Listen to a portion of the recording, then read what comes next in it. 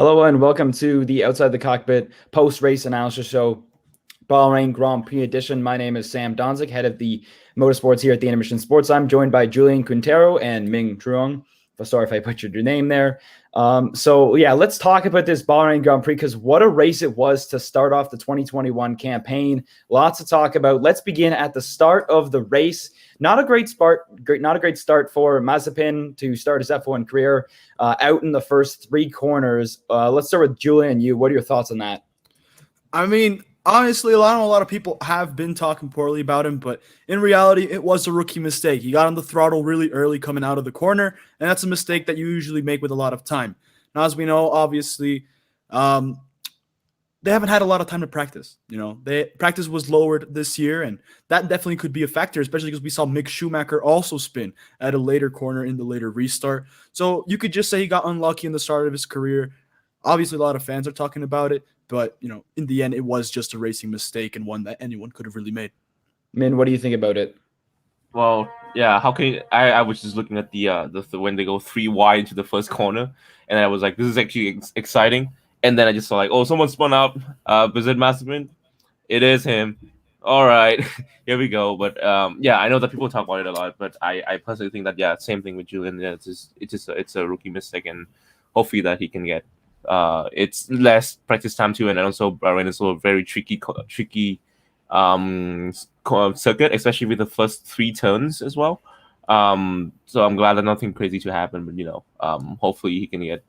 Hopefully have some more fun in the next few tracks. Hope we don't see him like more spinning more in the next few tracks as well.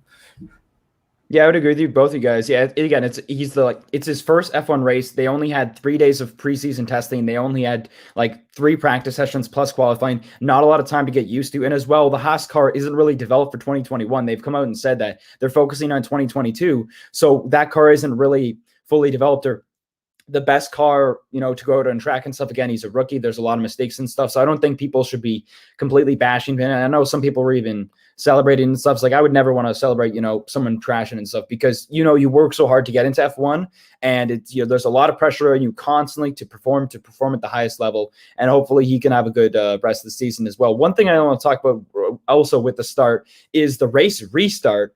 Was the fact that, of course, when we had that race start, Verstappen was very slow right near the green light. He was waiting until the last possible second. He was like warming up before he could go. So let's start with Min first. About what are your thoughts on that tactic that Verstappen did?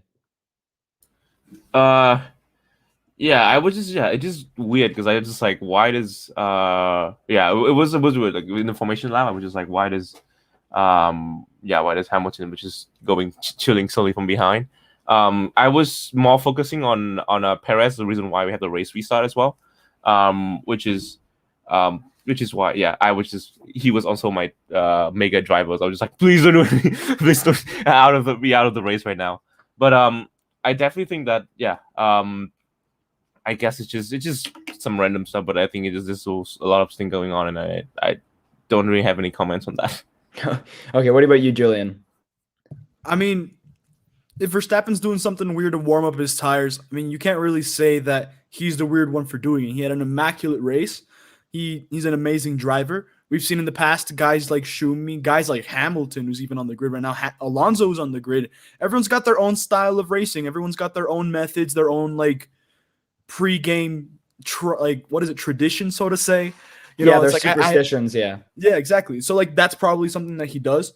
Who knows? I mean, we're obviously nitpicking because it is the start of the season. Red Bull is finally seeming to bring the fight to Mercedes from race 1, right? And that's something that, as fans, we're very, very excited about. So, I don't care what Verstappen does. If what Verstappen does gives us those really, really cool results and those really great races as we saw today, then let him keep doing what he does. Yeah, exactly. I would agree with you guys. It was just interesting the fact that he was taking as long as he was taking so much time before he could get to that light and stuff. I think he was just trying to reduce the amount of, toe that Hamilton could get off him and stuff like that as well. And I think that's going to be an interesting point as well. Do you have anything else to add, Julian, to that? Or yeah, I mean, if they're warming it up on the formation lap and everything, if he's going slowly as well, definitely can be a way to not only be slow himself, but if he's the one that's weaving and still going slowly, his tires aren't going to lose temperature, but the cars behind him have to follow his speed, and that can definitely affect the temps of their cars. So that definitely goes to show it could be a tactic. It could be dirty for some people, but really it's just racing. You do whatever you can to get that advantage. And in the end, it didn't really fully pay off, as we're going to talk about later on.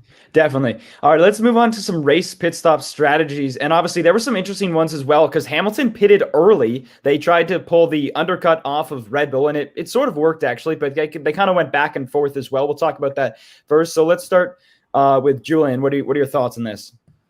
Hamilton, he's a 7-time world champion, and Mercedes is a 7-time world champion in a row for a reason, right? If they needed to come in at that time, it's because they knew in their head, this is what we need to do. This is our man. He's raced here.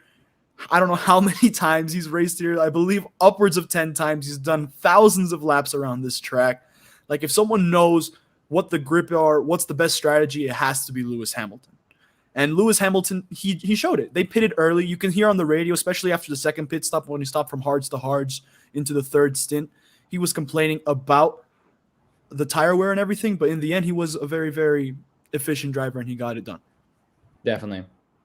Anything to add, Min, or before we get into the race results? So No, nothing much. All I just say is just everyone that next time Aston Martin, please pit my man Vettel. I'm just like, oh my god, he's enough. His tires are gone. Let's just pit him in, and then yeah, that's the first thing I had, because I know that the first time there's a lot of curiosity especially with like Max, like really really late pit. So yeah. I see kind of how it works, but eventually Mercedes kind of get the best of them. But All right, let's talk about some race results. Lewis Hamilton obviously got first. Max Verstappen finished second, but Valtteri Bottas finished third, 37 seconds behind the two. Going down the list, we got Lando Norris, Sergio Perez having a good race, finishing fifth. He started from pit lane. Ferrari looks a lot stronger, finishing sixth. Daniel Ricciardo at seventh. Going down the list here. But let's talk about one thing I want to talk about is Yuki Tsunoda, who had a great debut as a rookie driver. I believe he was the first Japanese driver to score points in his debut, if I'm not mistaken. Let's start with Min on that. What are your thoughts on that? Yeah, we probably didn't notice that he's kind of like in the last lap, he kind of sneaked through Stroll in the end, which I'm just like very excited. But yeah, I'm just very happy for Yuki, because I know he has a lot of potential, especially during even testing and even like Q2 when he just go pop right into second place, and I'm just like, wow, that was just new. But yeah, he's it shows that he's a lot of strength and like determination to be on this fight. And yeah, and it showed he's like one of the 3 rookies, and he made a lot of progress, and he gained a lot of places, even though he was like, I think P12 something in the qualifying. So that was just a solid drive. Like, I would just vote for him if Perez wasn't on a mission from P20 to like P5. What are your thoughts on that, Julian? Yuki Tsunoda wants to be fast, and he is fast. But the one thing we need to focus on as fans, and that definitely just defines him as a driver, post-race interview, he said, we finished 9th, we should have done better. And this was his first race in F1, his first points, the first time going. He's making history for his country, and he's already saying he just wanted more. We saw that the AlphaTauri could definitely push it. Gasly early on was pushing very well before his front wing mishap, but that car is a rocket ship. And Yuki Tsunoda, he wants to squeeze out every ounce of that car that he can. And it just goes to show that he might be the future, or already is the future of the sport, in the sense that he wants to win. He's pushing hard. He reminds me of a young Fernando Alonso. Just like, you know what, I don't care what the car is, I'm going to give it 150%, and if it's not where I think it should be, then it's not good enough, even if it is a good result for other people in the team. Yeah, I would 100% agree. Yuki Tsunoda, he's got the driving passion. He's just super excited to be there. He's ready to work and stuff. And as well, like he said, I think even before the race, he said, "Oh, where do you want to finish?" So obviously P1, like P1, obviously, like no one other, like not a lot of rookie drivers will want to say that. You know, you don't really hear like a George Russell or even like maybe even Mick Schumacher or like anything Mason. They want to say they want to finish, P1 and stuff. And that AlphaTauri does have pace. We saw that Pierre Gasly was able to get P5, and unfortunately, due to the mishap of the front wing crash or the collision with Ricciardo and stuff, he lost his race and stuff. But overall, it was a great debut for Yuki Tsunoda, and it's going to be exciting to see what is going to happen in the future and stuff, and over the next season as well. Moving on, let's kind of head towards the end of the race. But one thing before we talk about the end is the track 4 turn limits that were a little bit of confusion throughout the race, because obviously, so the rule is that you can actually, when you're setting a lap time, you can go outside of turn 4. Like you can go off the track like a little bit outside of turn 4 to gain an advantage, to technically gain an advantage when setting a lap time.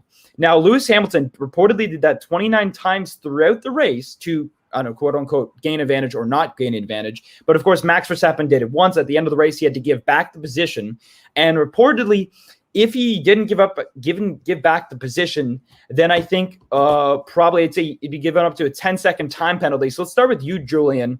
What are your thoughts on this turn 4 controversy for the Bahrain Grand Prix? Formula One needs to be better. That's just how I have to put it. Formula One needs to be better. All weekend, like in practice sessions, they were saying you can't extend no matter what. We saw in qualifying as well. In qualifying, it's like you can't extend no matter what. Perez had a time deleted. Ricardo had a time deleted. Vettel had a time deleted. Bottas had like 3 times deleted during, I believe, practice and qualifying as a whole because you couldn't extend the turns. Right before the race, they say, okay, yeah, you can extend the corners.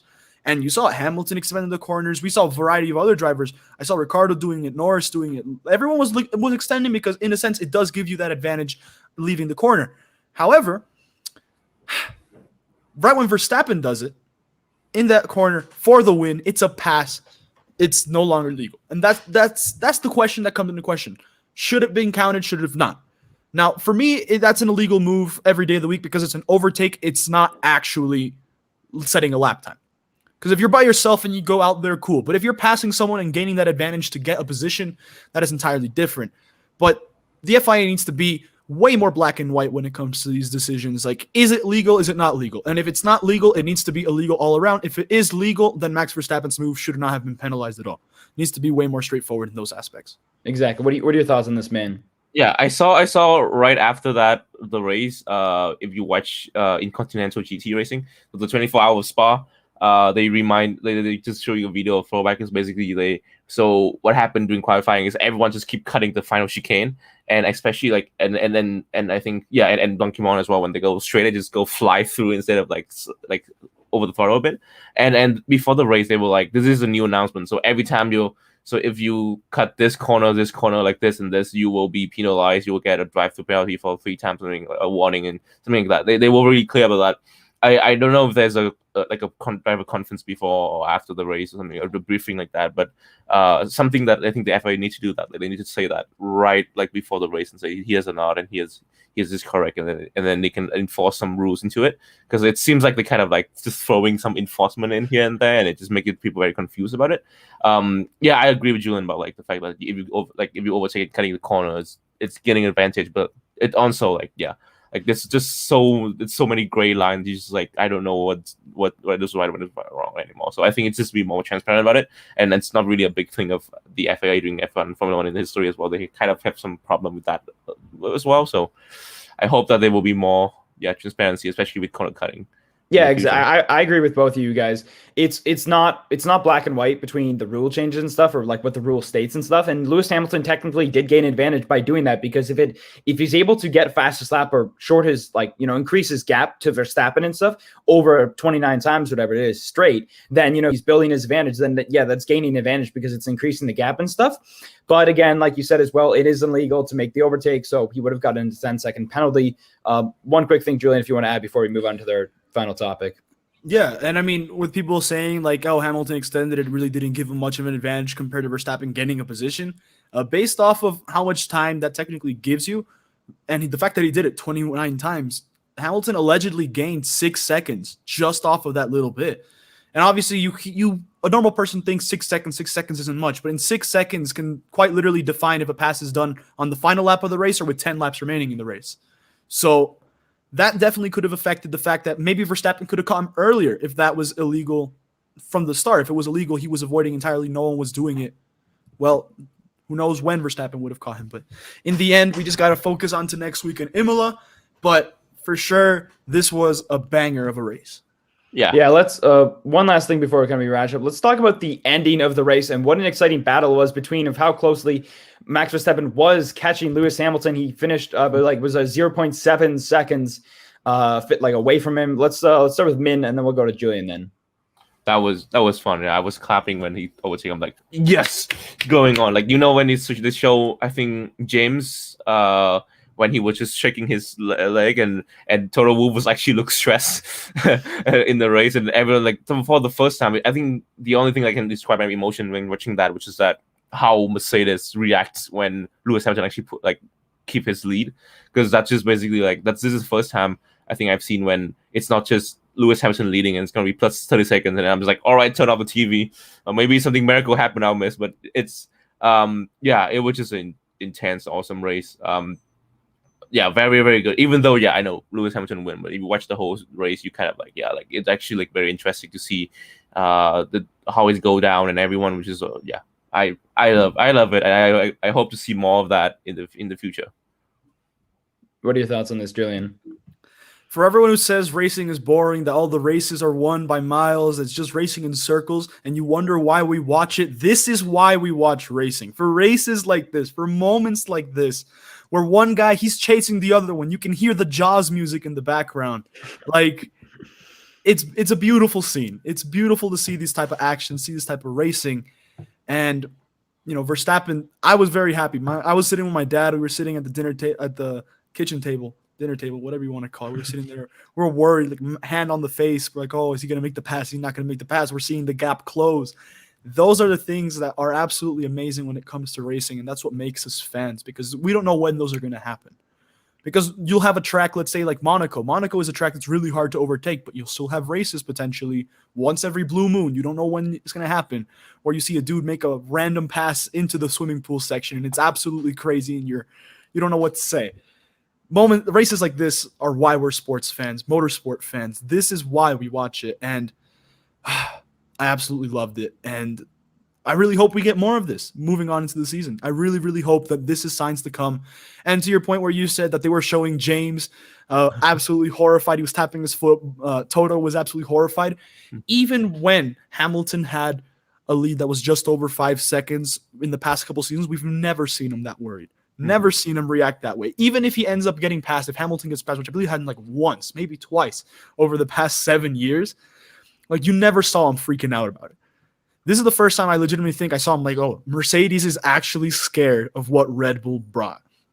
And man, oh man, is that something we need to look forward to heading into next race. I would definitely agree with both you guys. It was like, as a Verstappen fanboy or a fan myself, as I don't want to seem too biased, but I loved every minute. Even the fact that, like, Verstappen didn't win the race. I was unfortunate. Darn it, he was so close and stuff. But it was great racing. That's all I want to see. I just want to see Verstappen versus Hamilton 23 times a year. That's what I want. 22 more times. That's all I want to see, is just because that's what we want to see as racing fans, is that close battle between, two great drivers and stuff. And it's going to be interesting to see, where we're going to get those close battles again. And it's just so exciting. And as well, like when you look at that battle and look how close they were, and that it's just, I feel like Verstappen has grown a lot more and become more mature and stuff in his racing. And he's been able to become a lot better and become closer with Hamilton as a 1v1 driver and stuff. Because for many years, Verstappen was very careless, very dangerous and stuff. Or he was perceived that way and stuff because of his driving style, but he's matured a lot, he's changed, and he's become a much more better driver. And it's exciting to see now that we have a title fight on our hands. I believe this is going to be, I'm guessing it's going to come down to Abu Dhabi or something like that. I hope it is, because I just don't want it to be like, Turkey and stuff. And it's like, oh, Lewis Hamilton has won his 8th championship, like midway through the season and stuff. Yeah, and obviously moving on to our last stop is Emilia-Romagna GP is the April 18th. So from now until then, I guess, what are you guys looking forward to the next race that could possibly happen? Let's start with Julian. I mean, Imola is an interesting circuit. A lot of history on that track, from absolute beautiful moments. We see Schumacher dominate races there. He won there with his brother finishing second the weekend his mother died. And then we see even sadder moments, which are the Ayrton Sennas of the world, the Roland Ratzenberger moments, that 1994 Grand Prix that was absolute travesty for Formula One fans all around. This is a track that has a lot of history. Now, with the modern cars, it's been said that the cars are too big for a track like this, that it's becoming harder to overtake on a track like Imola on older tracks, which to an extent is true. But I'm still looking forward to see what can happen, because if it does come down to the wire, we know it's going to come down to strategy. And if it's anything like Bahrain, and anything even remotely close, Verstappen and Hamilton are going to be up there giving the fight. So I'm looking forward to see what this race throws up. If I have to throw a bold prediction, so to say, early or anything of this sort, I can see Sergio Perez finishing in the top 2. He's a really, really good driver. He's fast. And a lot of people felt like, oh, that second seat curse, the car's the problem. Sergio, doesn't matter how good he is, he's not going to squeeze it out. He just fought through the entire field from the pit lane to finish 5th. Albon is an amazing driver. Gasly's an amazing driver. We never saw him do that in Red Bull, which I just think goes to show that Perez is an experienced driver. It's the driver that Red Bull has needed for so many years to even contend for the constructors. And I'm looking forward to see what he can do. But keep an eye out for Sergio Perez, Checo Perez, as we like to call him here in Latin America. He's going to be up there for the fight. Yeah, I would definitely agree. I feel like Sergio Perez is that driver that, as a Red Bull fan, I've always wanted to partner with Max Verstappen, because as much as I'd love to see Pierre Gasly or, Alex Albon do well, it's just they don't have that experience. What Red Bull does is they rush their drivers too early into that 4th seat, to go with Max Verstappen. But you need an experienced driver like a Sergio Perez who's been around the map and stuff to many different teams, or the same team, just renamed a bunch of different times. But regardless, he's driven a lot of tracks. He has a lot of experience. He has a lot of experience with driving. And I think it's going to be interesting to see what happens. Bold prediction for me, I think Verstappen, not on so it was bold, but I think Verstappen's going to beat Hamilton just straight up in the race. I think he might not get pole, but he's going to win the race. That's my prediction. What are your thoughts on that, Julian? Or not Julian, Min, sorry. Oh, you go for it. Yeah, I love Imola. The track is just a very difficult, really, really difficult track to race on if you ever get a chance to drive it. But which I haven't. I just do it virtually. But I would love to see. I think my bold prediction is that I would not hope to see another Italian curse from Max Verstappen, because he lost 3 Italian Grand GP yesterday, and this time they just try to put it way earlier in the season to make it more terrifying. But yeah, I hope that there will be another just very light, just a more proper fight between Verstappen and Lewis Hamilton. And I would definitely love Sergio Perez to be more he would probably do something, because I definitely agree that when you see the qualifying, you can tell okay, something's wrong, but maybe just because of Red Bull just messing up their strategy, which is they did because he was on a mission. He's been on a mission in Czechia for the last few GP. So really hope to see him to be in the podium contest as well. And I would love to see more McLaren in the podium as well. I see Lando Norris and Ricciardo been performing really well, and I think that they will be get a lot more chance for the fire. Alrighty, let's quickly give your predictions for the season. What are your thoughts? Way too early predictions. Let's start with Julian. Well, we all know that everyone here at Intermission, we already gave our predictions. If you guys want to check it, go check the website. They're there. But I gave a very, very bold prediction, not so much in the Drivers' Championship, but in the Constructors. Everyone's still expecting Mercedes and Hamilton to dominate. And, I still expect Hamilton to win. He's Lewis Hamilton. He's won 7 championships. He's the most GPs won, the most laps led. He has one of the most kilometers ran in Formula 1. He's one of the greatest, if not the greatest. He's a knight in the United Kingdom. This guy has done everything and more in life that he's ever wanted to accomplish. He is skilled enough to do it. Now, the fight's going to be close this year. We already saw it at Bahrain. Red Bull's bringing the fight early. Hamilton is going to be there all the way to the end, and I feel like he's finally going to win that hard-fought championship, very similar to the 2017 title he had with Vettel, very similar to the title he had with Massa. People keep forgetting, and I feel like this one, the 8th one, the record-breaking one, is going to be just the same way, and he's going to take it. When it comes to the Constructors, though, like I said, I'm a big Sergio Perez fan, man. He reps Latin America. We all love him down here, and he's consistent.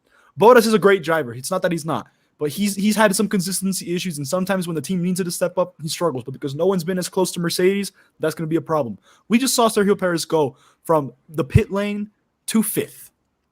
He's going to be a problem for Mercedes. He's going to be in their side all year. And as a rear gunner for Verstappen, I really feel like those Red Bull boys are going to take the Constructors at the final round. And what are your thoughts what are your predictions for the season, Ming? Yeah, I agree with you in the last part there, because that pit stop from Bottas was even longer than Mazepin in the race. But yeah, my bold prediction is that I'm expecting I was very pessimistic about Alpine, and I think I'm a bit more pessimistic about Aston Martin as well. I don't think they're gonna do well this season. even strategy wise, they've been really lacking with Racing Point, and now they're having a bit of trouble. They're still kind of like feeling like go down to the lower mid tier this first race, and even like from like testing and everything really shows there's some problem with it, and I don't think that they're gonna do really well in the battle. And I feel like that Alpine and Aston Martin will have a battle to be who will be at the bottom of the midfield because and then I think that the other one is AlphaTauri will be moving up above the two because Yuki Tsunoda is just very brilliant, and Gasly when he's really happy with where he is right now, and when he push it, then you can see really good results from him as well. Yeah, for my predictions, I think Lewis Hamilton and Mercedes are going to win another double world champion. I just think that way it is and stuff. Like Red Bull, we could have a fight on our hands. I think it's going to be really close, but I still think that Mercedes will take it. I think as well, one bold prediction. I think actually AlphaTauri with Yuki Tsunoda and Pierre Gasly, they're going to take third in the constructors over McLaren. That's my bold prediction. Even though I saw how good Lando Norris and Daniel Ricciardo has done this season, even saw in Bahrain and stuff, but I'm just really putting a lot of confidence in Pierre Gasly and Yuki Tsunoda because I just love those guys, and I think they're going to finish third. Yeah, that's all I got. Thank you for watching. Make sure you subscribe to The Admission, turn on notifications, and stay tuned to our website and show us for more updates. And thank you to Julian and Ming for joining me for our first ever live edition of Outside the Cockpit.